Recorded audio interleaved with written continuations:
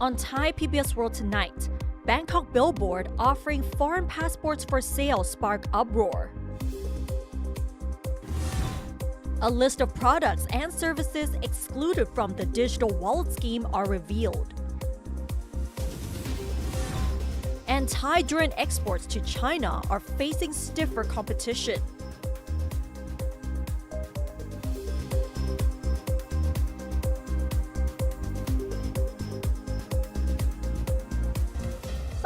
Good evening and welcome to Thai PBS World Tonight. I'm Nat Bunna. I'm Frank Kanchi. And we'll be seeing you every Monday and Tuesday at 6 p.m. on Thai PBS World Facebook and YouTube Live. But there's a reason why we didn't get to see you yesterday, because yesterday was a public holiday, so we decided to take a rest.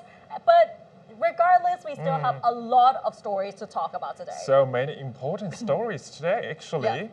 Exactly. So we'll begin tonight with the biggest controversy over the past weekend, especially yesterday, though, which is no other than the billboard, which says foreign passports for sale. But since the billboard was in Mandarin Chinese, help us translate what was on the billboard. What were they trying to say to the audience? To be honest, at the beginning, I want to talk about, actually, you can see on the screen right now, it's not Thai language.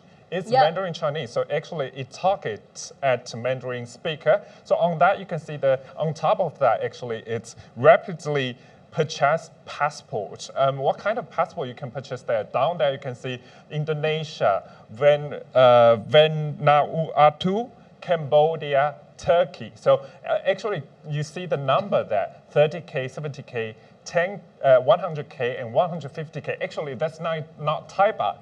It's yuan, so actually it's quite, the price is quite high there. But I think the controversy there is about, is it legal? Right, because this huge advertising billboard, which was located at Hoi Kwang area in Bangkok, like you said, it was intended for Chinese nationals staying or doing business in Bangkok, particularly in the Dindang area and Hoi Kwang area as well. And the advertisement offers passports from numerous countries for sale at various prices. And if we really look at the prices, even though it's in Chinese yuan, but if you convert it to US dollars, so let's say 30,000 Chinese yuan, it's about 4,000 US dollars already. So that is pretty expensive for just a passport. Yeah, and actually those passports are somewhat influential in Southeast Asia too. For example, Indonesia, Cambodia, and even Turkey. We can buy a Turkey passport. And a Turkish passport is actually the most expensive one on that particular billboard as well. And the billboard also claims that these passports are genuine, and the application process takes only about 30 days with an assurance of confidentiality.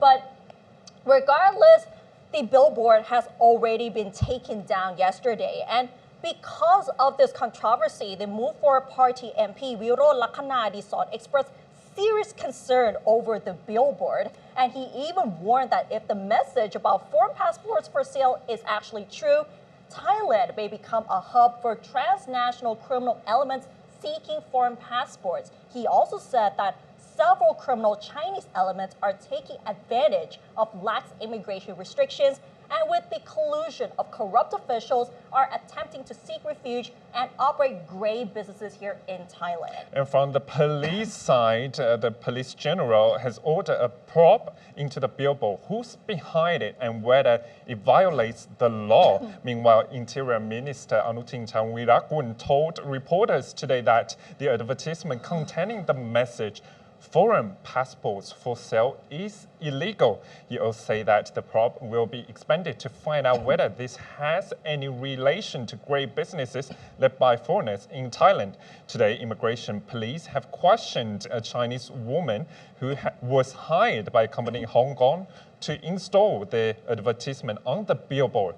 She claimed that she does not know the name of the company, but only communicated through the line messaging app, who appears to be the same man on the controversial billboard. So far, immigration police will charge her for working in Thailand illegally. So actually, our reporters in Thai PBS World also at the Line and WhatsApp and WeChat shown on the billboard, but right now the account has disappeared. Right. So we cannot contact the company for purchasing all those passports. So we might guess that the company may not be legitimate to begin with, based on the price of the passports to begin with and the process itself. It sounds very fishy and very skeptical. Yeah, it sounds very contentious, actually. And actually, right now, of course, if you see the billboard advertisement, you want to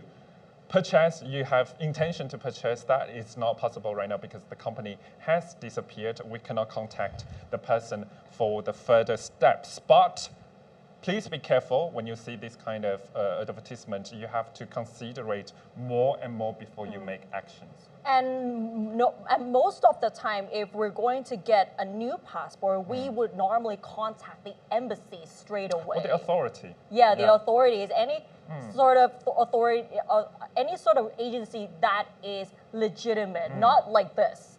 This ad is like, it doesn't sound legitimate to me. Yes, so to be careful, everyone, because no matter on WhatsApp, online, on the Chinese social media platform, or WeChat, please be careful before you talk to them because it might be a scam. Exactly. That is what many people have been wondering, whether it's a scam to begin with or not.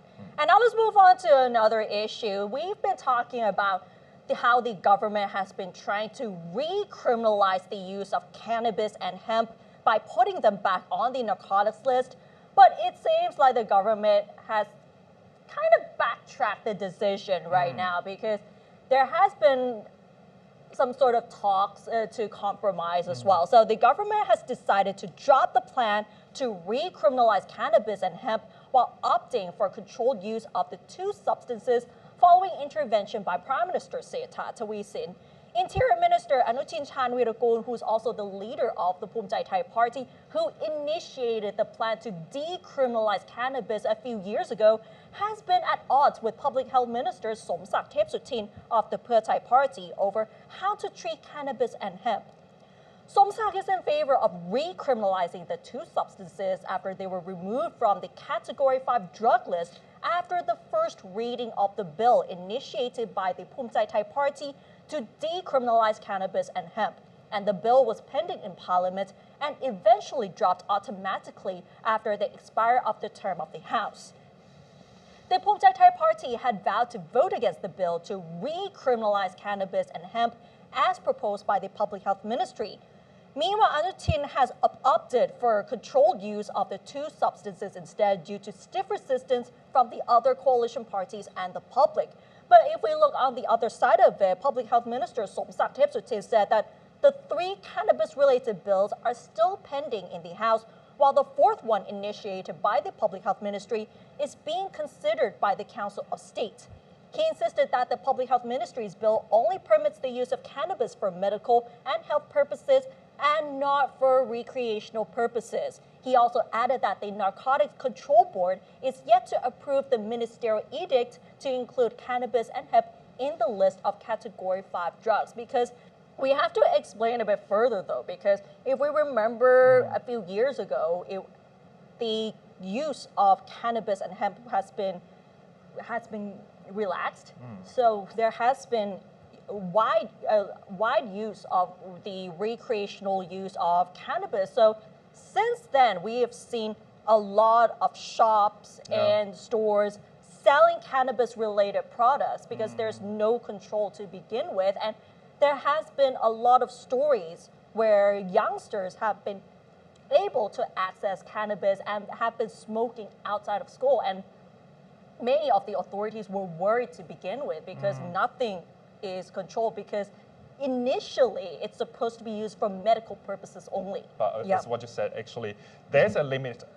If the hemp or the cannabis and the hemp. cannabis and hemp couldn't sell in the proximity of schools. But actually, it's very easy to get it, no matter in Khao San Road or other places in Bangkok. But it's kind of like an internal storm in the government coalition too. we just understand that, of course, as what you said, the Punjab Thai head of Punjab Thai party, Kun Anutin, also try to keep, of course, cannabis and hemp outside of Category 5 narcotics. But right now, Siddhartha was saying, still trying to criminalize again. Right. But there's a lot of U-turns. We're seeing it at the beginning, the Siddhartha was saying, the Prime Minister wants to make it criminalized, but right now there's an internal storm there, and we still have no clear path for that. Right, and on the other side of it, there are some statistics that have shown that since the decriminalization of cannabis and hemp, there are more drug patients going for rehab, and the proportion of those who were addicted to cannabis have increased over the years since it was decriminalized in 2022. And just to clarify a little bit though, because in 2022, cannabis was removed from the narcotics list, so that has somehow paved the way for the use of cannabis for medical purposes. But then, since there's no clarification on how it should be used, that was when we saw the surge of cannabis shops and cannabis-related items, and because people have been using it recklessly, the Public Health Ministry then announced the ban of smoking cannabis in public so that hopefully it will reduce the number of youngsters smoking cannabis, like at school or near the campus. And then because of that controversy, and also changes in the government, the Public Health Ministry has decided to re-criminalize cannabis once again. And if they can, everything will take effect on January 1st next year. But as what I said, there's no clear path for that. And right now you talk about, actually, it's very important, public health danger. Yeah. And it's not just for adults like us, for young people, youngsters. If they could really access to cannabis that easily, this could damage their health. And the supply chain for cannabis, from the farmland to logistics, to the retail shop, to the end users. Yes, wow, and it's a very, very big market. It's a very big market, but those who agree with recriminalizing cannabis would say that it affects people's health, especially the youngsters.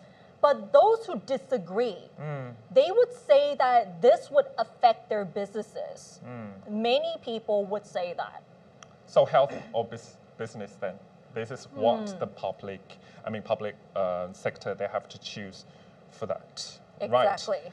Next topic is very important for Thai citizens too, but it's digital wallet scheme. Of course, last week and the past few weeks, we already talked about the registration for Thai citizens will start on 1st August, but at that time, we hadn't seen the list that excluded from the digital wallet scheme. But right now, that list has been revealed. So, however, it is uncertain as to which of the product that cannot be purchased using digital money. These products and services are on the digital wallet negative list and cannot be purchased using the 10,000 baht from the digital wallet scheme. The item includes lottery tickets, alcoholic drinks, tobacco products, cannabis, kratom, products from cannabis or kratom, souvenir vouchers, cash vouchers, gold, diamond, gems, fuel oil, natural gas, electrical appliances, electronic equipment, and communication devices. Wow, there's a lot. The Commerce Minister said, however, that the list is subject to review if necessary, especially if there are some products which are essential for daily life or for the creation of jobs. So actually, you can see on the screen now, there are many categories that we couldn't purchase. Maybe we cannot purchase iPhone or Android phones right now. Well, this is still under review at the moment. Unconfirmed. Yeah, unconfirmed whether we can still buy phones using the digital wallet scheme. But then this is pretty straightforward. Why would you buy lottery tickets using the digital wallet scheme? Maybe people just buy like 100 tickets of that, so they have to use it. Yeah, but I think the main purpose of the digital wallet scheme is for for the daily necessities, whether Yeah. you go to the market or you go to convenience stores or even blue flag stores. That is what the government has been saying throughout whenever they talk about the digital wallet scheme. But anything that is necessary, that would be eligible, but not something like this. Yeah, but I understand because, of course, Thai government, they aim to incentivize the Yeah. domestic market rather than international market. And of course, some of those products are imported Yeah. from overseas country. So that's why I understand the list has been reeled, but unconfirmed yet. We're still waiting for the government for final confirmation. And by next month, we will get more details as to what can be used for using that digital money. And for Thailand, when we think of the king of fruits, most people would think of durian, but some people love it or either hate it. Yeah. Do you love durian to begin with? I love the taste, but I don't like the smell because if we bring to office, everyone might complain. Of course, and people be like, ew. Yeah. Well, what's that smell? But do you like it? I would say no. I'm not okay. a durian fan to begin with, but sometimes if it's like durian related products such as ice cream or like durian flavored cake, I might be okay with it, but not durian The real as self. a fruit. Okay. But The then, real food. anyway, but many people do love durian, and Thailand exports a lot of durian to Yes. many countries, including China. And we have to say that China is the biggest importer of durian, especially from Thailand and nearby countries. But Thai durian exports to China will face stiffer competition from other ASEAN countries such as Malaysia, Vietnam, and Indonesia, and even Chinese grown fruit. Recently, the Indonesian government is set to increase the export of durians to China from Central Sulawesi province. The governor said on Monday that the province could lead durian exports to China, boasting around 30,000 hectares of durian plantations with more than 3 million trees across 12 districts. And according to data from Indonesia's Agricultural Quarantine Agency, durian exports from Central Sulawesi to China were valued at about 600 billion rupiahs, or about 36 million US dollars. The governor also noted that the province has adequate port facilities and is well equipped for direct export to China with an estimated travel time of only 7 to 9 days. Meanwhile, according to Xinhua News Agency, durian is being cultivated for domestic consumption in Sanya City in China's Hainan province. And the Montong variety of durian is priced at 80 yuan or 400 baht per kilogram in China, about twice as expensive as in Thailand. And according to Kasigar Research Center, Thailand's fresh durian exports to China are projected to reach 4.5 billion US dollars this year, representing a slower growth of 12% year on year and a 30% decline from last year due to the low base of 2023 and declines in both export volume and value as compared to those in 2023. And although Thailand will continue to enjoy a major share of the durian export market to China, the share of durian shipments from rival countries are projected to increase, especially from Vietnam. Therefore, maintaining the quality of Thai durians is the key to retaining their competitiveness, because there has been research by Kasikorn which said that the market share of Vietnamese durian is increasing and is about to take over Thailand. Wow. Other than rice, they are coming from durian side too. Yes. Yeah. That is really, that may be a threat to Thailand, because Thailand has always been saying that durian in Thailand is the best. But then, like we said earlier, because during the past few years, Thailand has dominated the durian market export. But now the shares from Vietnam is increasing. So before, Vietnam would be like this and Thailand would be like here, but it's almost like the same level It's almost now. equal. Yeah.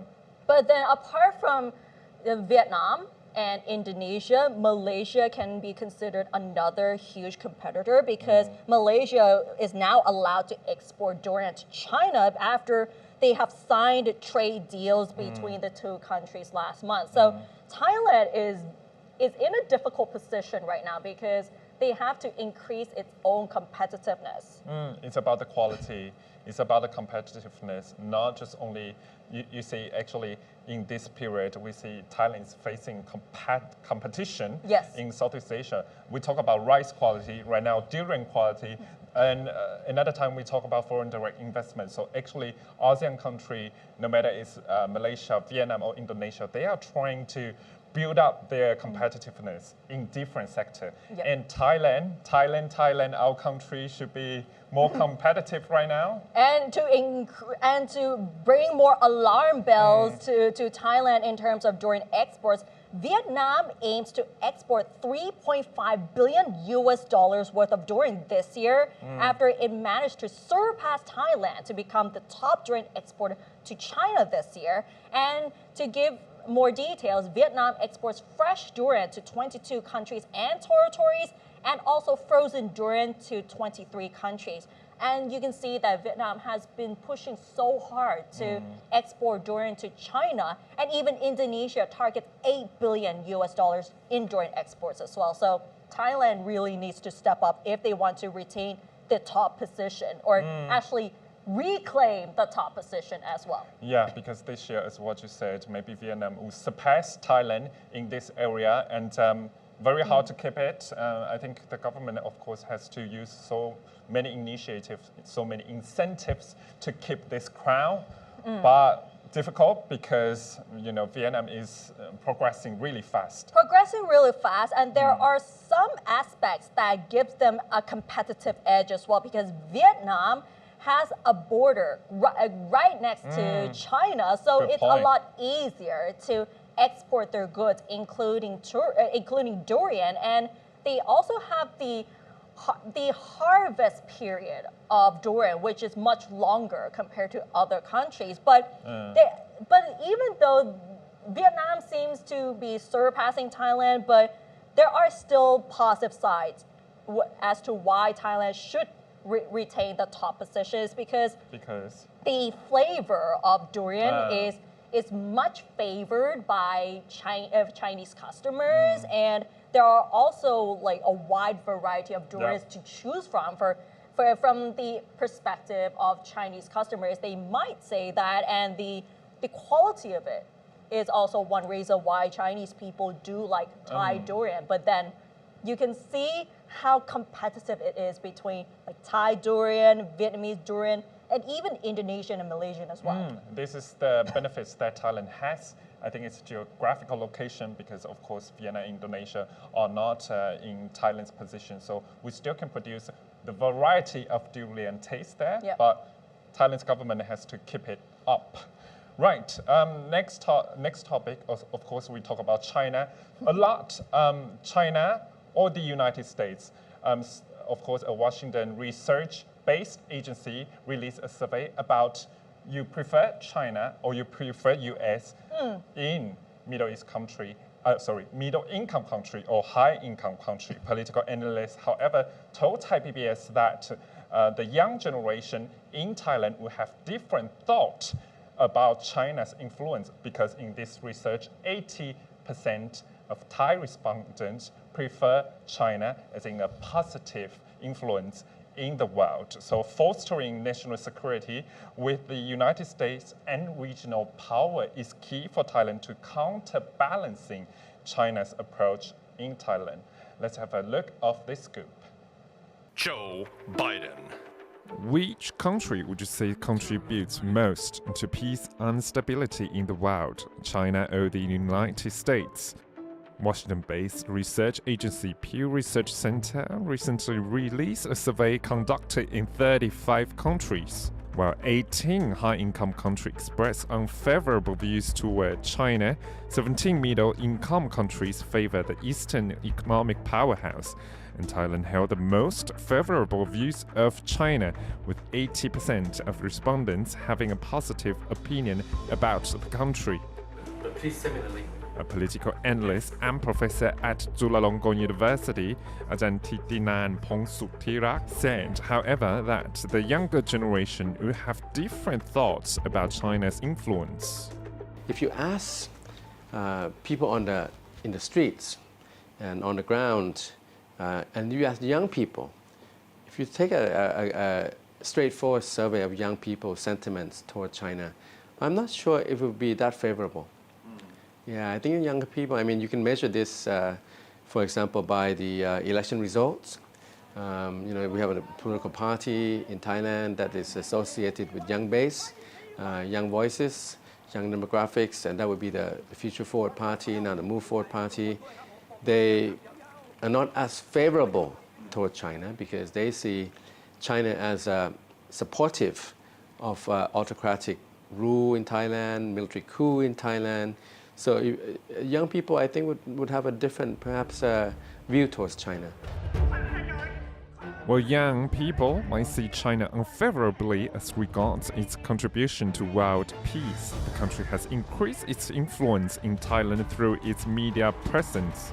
Pakong Gatchali of Chiang Mai University stressed that Thailand and China have fostered influence in a mutual way through mainstream media.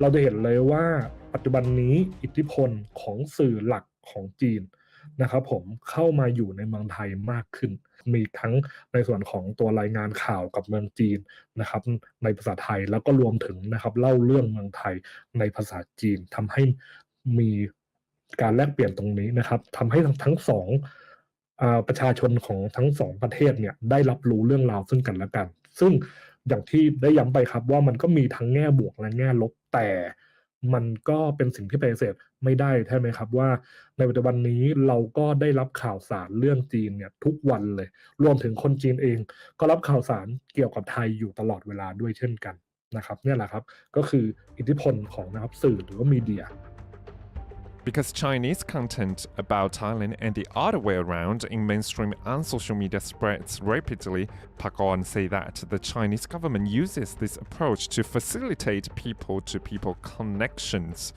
To decipher why most Thais hold positive views towards China, Professor Thitinan suggests that the trade with China ensures economic growth, but Thailand is also toughening security with the United States and regional countries.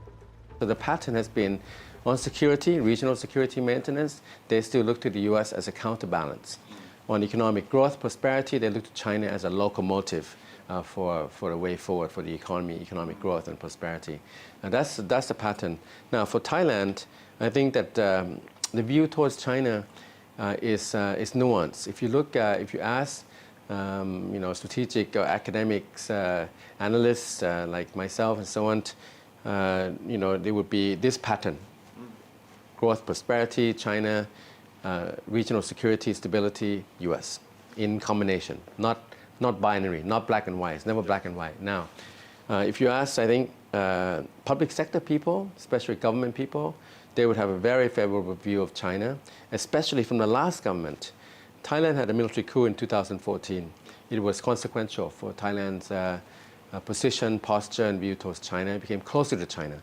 Now, with the new government, since the election last year, I think that Thailand is still very close to China, but Thailand now has become also close to other countries, more omnidirectional. In addition, China counterbalances trade restrictions initiated by the United States through offering economic support to ASEAN and other Asian countries. Belt and Road initiatives have changed middle-income countries' opinions about China's economic influence. ในขณะที่ในช่วง 20 ปีหลังมานี้ซึ่งจีนเองมีการพัฒนาเศรษฐกิจอย่างก้าวกระโดดนะครับผมก็เลยเข้ามาในส่วนของเอเชียนะครับแล้วก็ประเทศที่กำลังพัฒนาตรงนี้เพิ่มมากขึ้นโดยเฉพาะเป็นการเข้ามาในเรื่องของทางการค้านะครับโดยราคานะครับสินค้าต่างๆก็เป็นนะครับสินค้าที่ราคาที่จับต้องได้ดังนั้นก็จะเข้าสู่กลุ่มผู้มีรายได้ปานกลางเพิ่มมากขึ้นถูกไหมครับดังนั้นก็เป็นอีกประเด็นหนึ่งที่เราสามารถที่จะตั้งสมมติฐานได้ว่าด้วยเหตุนี้นี่เองที่ทำให้กลุ่มผู้มีรายได้ปานกลางเนี่ยมีทัศนคติที่ดีกับจีน ได้ดียิ่งขึ้น เพราะว่าจีนเองก็มีในส่วนของการแสดงจุดยืนว่านะครับผมเขาจะเข้ามาช่วยประเทศที่กำลังพัฒนาเนี่ยนะครับรวมถึงอาเซียนและไทยเราเนี่ยนะครับในส่วนของการพัฒนาเศรษฐกิจที่เพิ่มมากขึ้น และพอเราเนี่ยนะครับผมอยู่ในช่วงรายได้ปานกลางตรงเนี้ยเราก็มองว่าเราก็มีโอกาสที่ในการพัฒนาด้วยถูกไหมครับ Frankan Shi and Chalinya Lingprat Puwi Watana reporting for Thai PBS World. I think some of the professors have a good point though, because if you ask the younger generation, many people may not favor China to begin with because of the ideologies that are different from what they believe in. I think actually what the research shows that actually 80% of Thai people, they think China and the leader Xi Jinping can stabilize the world and contribute peace to the world. But of course, what you said, and the professor said in the scope that the younger generation in Thailand believe the China system and the leader as in autocratic rules. Yeah. So of course, move forward supporters, they would have the different mindset about those people who vote for China in the survey. Right. It's basically the different opinions between people of this generation and the younger generation. So their views towards China would be completely different to begin with. The youngsters may think a certain way, but the older generation might think that China can contribute to peace and stability. Very short, actually, regionalization is very important too. So one of the professors also suggests that Thailand should cooperate with regional powers, with South Korea, with Japan, with the United States, with India, by many ways, economic blocks, military drills, of course, to stabilize, not just depend on China. Exactly. And that wraps up tonight's edition of Thai PBS World Tonight. Join us every Monday and Tuesday at 6 p.m. on Thai PBS World Facebook and YouTube Live. But we won't be seeing you next Monday because we have another public holiday. But we will definitely see you next Tuesday. And by the meantime, don't forget to follow us on social media and our website, thaipbsworld.com, for all the latest updates about Thailand as well as analyses. Thanks for watching, and we'll see you next Tuesday. สวัสดีค่ะ สวัสดีครับ